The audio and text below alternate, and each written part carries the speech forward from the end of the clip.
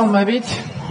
სანამ ქართული ოცნება არის გადაფარებული საქართველოს ისტორიაში პირველად რუსეთის სპეცსამსახურების ინტერესების გატარებაში ბატონ ფარცხალაძის უფლებებზე, სალამ ირაკლი კობახიძე კონსტიტუციის გაკვეთილებს გვიკითხავს თელს მოსახლეობას და თურმე ეროვნულ ბანკს შემოწყარა, იმიტომ რომ სანქციები დაადეს სანქცირებულ პირს, სანამ სუსი ნაცვლად იმისა, რომ იძიებდეს რუსეთთან კავშირებში გაცხადებულ პირის გავლენებს, მავნე გავლენებს საქართველოზე და ამ მოცემულობაში ჩვენ ვხედავთ რაღაცა საბურავების რევოლუციის ანონსების გაგრძელებას, მე მინდა ერთი საკითხი გამოვყო და ყურადღება მივაფრო თქვენი ისევე როგორც საზოგადოების.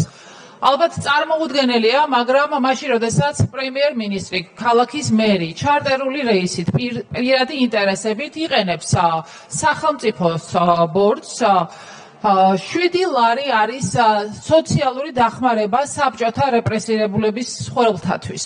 წარმოიდგინეთ 7 ლარი, რომელიც 2006 წლიდან არ შეცვლილა და პირიქით მოცემულობაში გაუარესდა, რამდენადაც არც სოციალური და არც კომუნალური და მათ შორის არც ტრანსპორტის კუთხით არანაირი შეღავათები ამ მოქალაქეებზე არ მოქმედებს.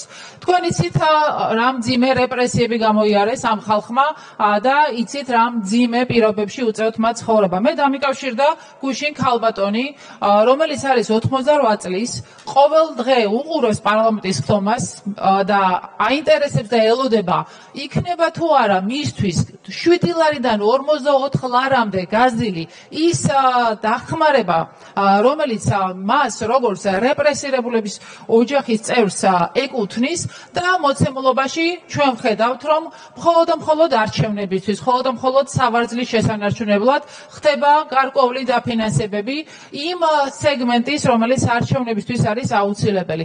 და ამ მოცემულობაში წლებია 7 ლარი დახმარება 44 ლარამდე არ გაზრდილა და იცით რა დაუჯდება ბიუჯეტს ამ თანხის გარდა და რა რაოდენობაზე არის საუბარი?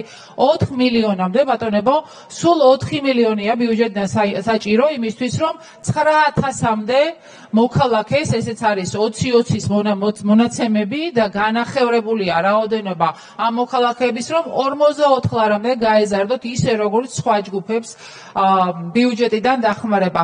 და ყველაზე მძიმე ამ ყველაფერში არის ის, რომ კომუნალურ გადასახადებს ვერ ვიხდივ ამ ხალმა მითხრა და ეს 44 ლარის შეღავათი იქნება ჩემთვის და დაფასება და აღიარება ქვეყნიდან, რომ ის რეპრესირებულების ოჯახიდან არის და მას გარკვეული დაფასება აქვს სახელმწიფოსგან.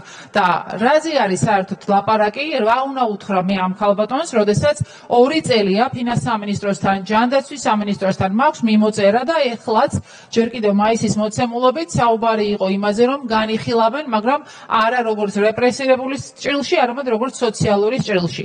შესაბამისად, იქამდე სალამ ბიუჯეტი იქნება პარლამენტში შემოსული. მე კიდევ ერთხელ ვაყენებ საკითხს, რომ საბჭოთა რეპრესირებულების ოჯახების წევრებს, რომლებზეც 7 ლარიან შემწეობას გასცემს სახელმწიფო სამარცხვინოდ რაოდენობის დახმარებას 44 ლარამდე გაეზარდოთ ეს დახმარება. ეს არის მინიმალური, რაც შეიძლება სახელმწიფომ გაუკეთოს.